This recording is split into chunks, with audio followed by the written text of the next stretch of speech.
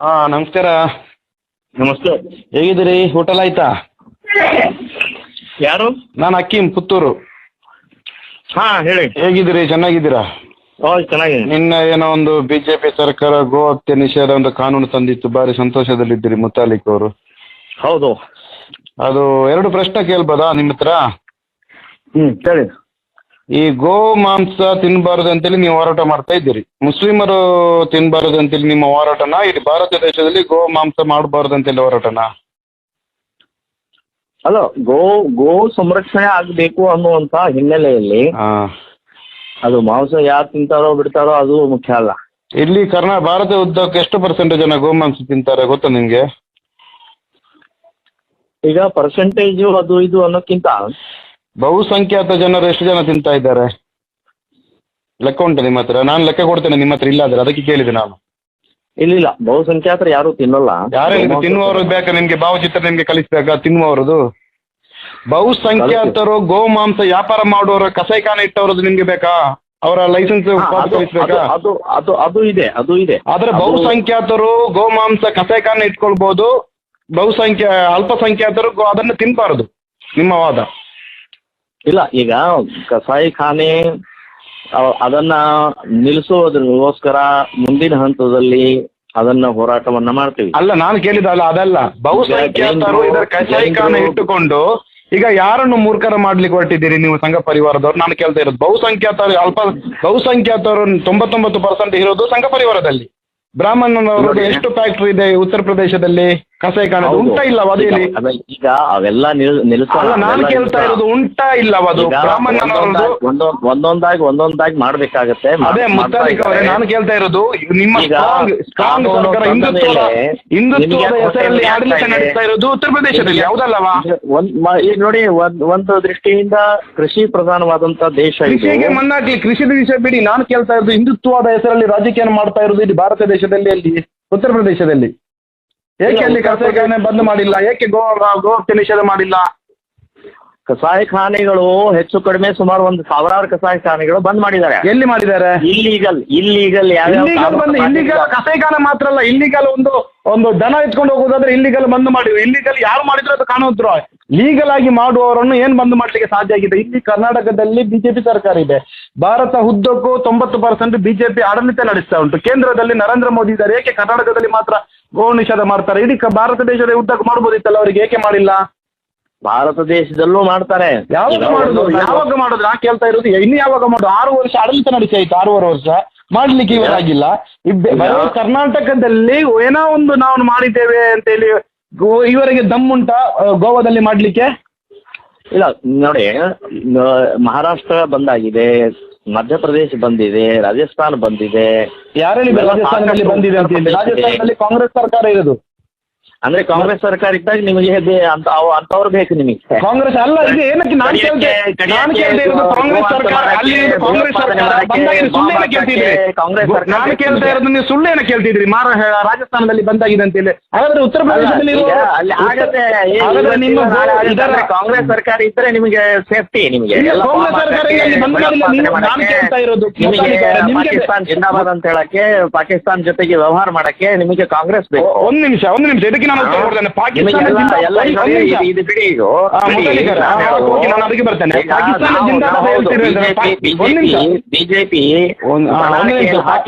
ಅಲ್ಲಲ್ಲ, ನಿಮ್ಗೆ ಉತ್ತರ ಕೊಡ್ತೇನೆ. ನನ್ನ ಮಾತಿಗೆ ಒಂದು ಸೆಕೆಂಡ್ ನನ್ನ ಮಾತು ಕೇಳಿ. ಪಾಕಿಸ್ತಾನದ ಧ್ವಜ ಹಾರಿಸಿದವರು ಮಾಡಿದ್ದಾರೆ. ಈ ಭಾರತ ದೇಶದಲ್ಲಿ ಪಾಕಿಸ್ತಾನ ಧ್ವಜ ಹಾರಿಸಿದವರು ನಿಮ್ಮ ಪಕ್ಷ, ನಿಮ್ಮ ಸಂಘಟನೆ.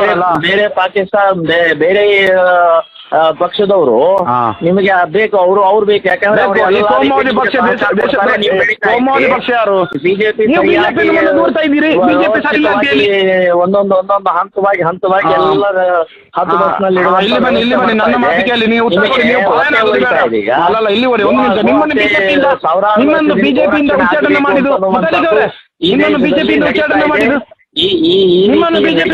ಮಾಡಿದ್ದು, ಇದೇ ಬಿಜೆಪಿ ಪಕ್ಷ, ನೆನಪಿಟ್ಟುಕೊಳ್ಳಿ. ಮಾಡಿದ್ದಾರೆ, ಉಚ್ಚಾಟನೆ ಮಾಡಿದ್ದಾರೆ. ನಿಮ್ಗೆ ಅವ್ರಿಗೆ ಬೇಡ ಮಾಡಿದ್ದಾರೆ.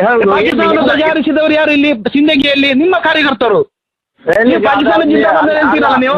ನಿಮ್ಗೆ ಪಾಕಿಸ್ತಾನ ದೇಶ ಒಂದು ವೇಳೆ ಈ ಭೂಪಟದಲ್ಲಿ ಹೊರಗಡೆ ಬಂತು ಈ ಭೂಪಟದಲ್ಲಿ ಪಾಕಿಸ್ತಾನ ದೇಶ ಒಂದು ವೇಳೆ ಇರ್ತಿದ್ರೆ ನೀವು ಇಲ್ಲಿ ಬದುಕಲಿಕ್ಕಿಲ್ಲ ಇತ್ತು, ನಿಮ್ಮ ಹೆಂಡತಿ ಮಕ್ಕಳು ಸಾಕ್ಲಿಕ್ಕೆ ಸಾಧ್ಯ ಇಲ್ಲ ಇತ್ತು ಇಲ್ಲಿ ಭಾರತ ದೇಶದಲ್ಲಿ ಒಂದು ವೇಳೆ ಪಾಕಿಸ್ತಾನ ಇಲ್ಲದಿದ್ರೆ.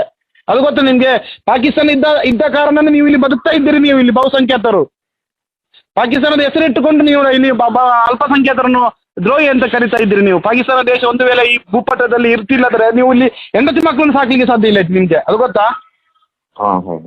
ಅದಿದ್ದ ಕಾರಣ ನೀವು ಪಾಕಿಸ್ತಾನ ಜಿಂದಾಬಾದ್ ನೀವು ಕರಿತೀರಿ. ನೀವು ಪಾಕಿಸ್ತಾನ ಜಿಂದಾಬಾದ್ ಕರಿಬೋದು, ನಾವು ಪಾಕಿಸ್ತಾನಕ್ಕೆ ಧಿಕ್ಕಾರ ಹಾಕುವವರು ನಿಮ್ಮ ಪಕ್ಷದ ನಿಮ್ಮ ಸಂಘಟನೆ ಕಾರ್ಯಕರ್ತರು ಧ್ವಜ ಹಾರಿಸಿದರು.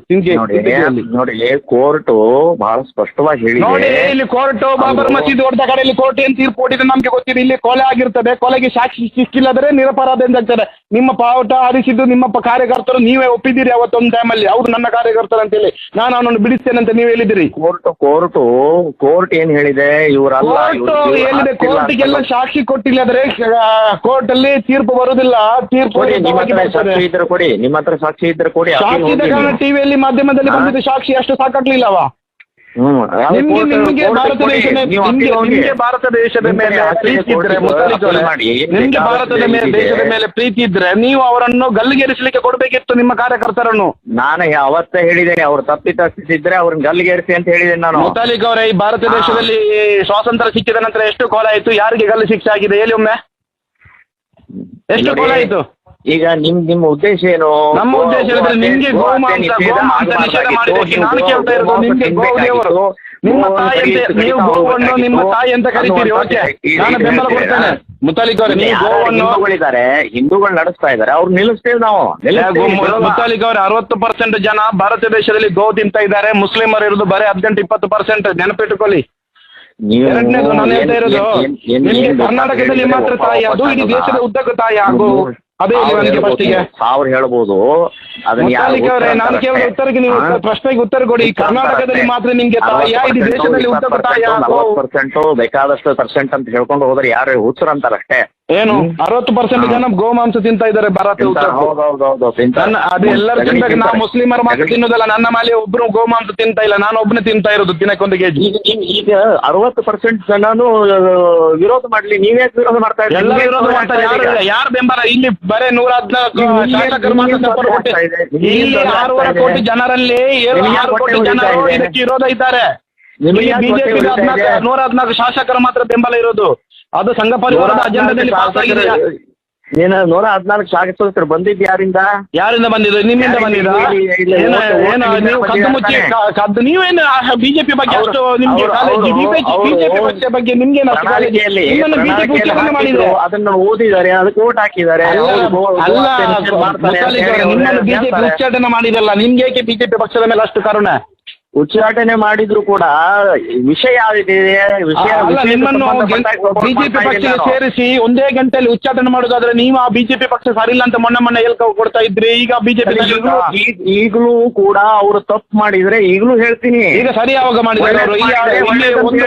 ತಿನ್ಲಿಕ್ಕೆ ಹೊಟ್ಟೆಗೆ ತಿನ್ಲಿಕ್ಕೆ ಜನ